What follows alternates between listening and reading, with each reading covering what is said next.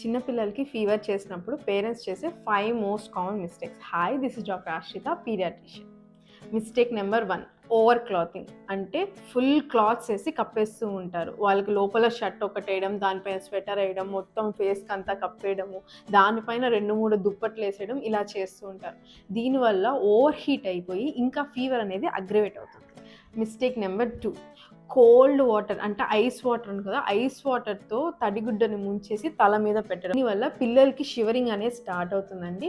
అంత తడిబట్టతో తలని తొడవకూడదు, టెపిడ్ స్పాంజింగ్ అనేది చేయాలి. అంటే వాటర్ 28 to 30 degrees అంటే గోరువెచ్చని నీళ్ళతో మొత్తం బాడీ అంతా 15 to 20 minutes తుడవాలి.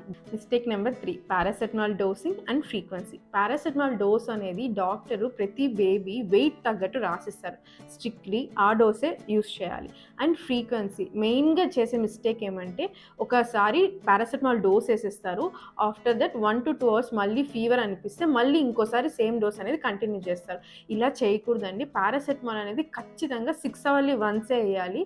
మ్యాక్సిమం డేకి 5 doses వేయాలి. దీనికి మించి పారాసెటమాల్ వేస్తే ఖచ్చితంగా పారాసెటమాల్ పాయిజనింగ్ అయ్యే ఛాన్సెస్ చాలా ఎక్కువ ఉంటుంది.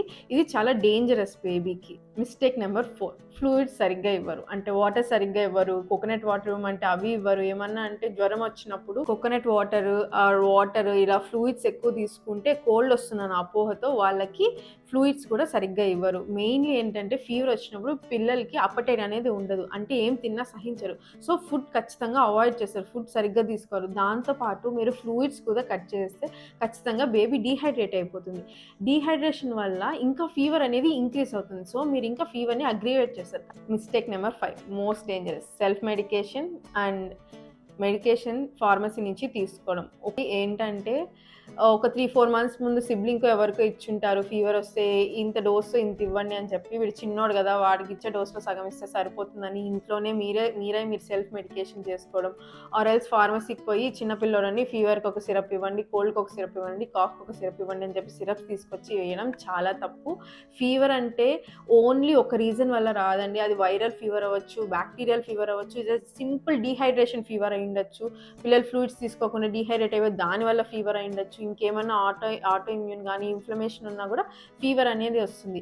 అది దేని వల్ల వచ్చింది ఫీవర్ అనేది డాక్టర్ ఒక్కరు మట్టుకి తెలుసుకొని యాంటీబయాటిక్స్ అవసరం లేదా డిసైడ్ చేసి దాని ప్రకారం మెడికేషన్స్ అనేది ఇస్తారు.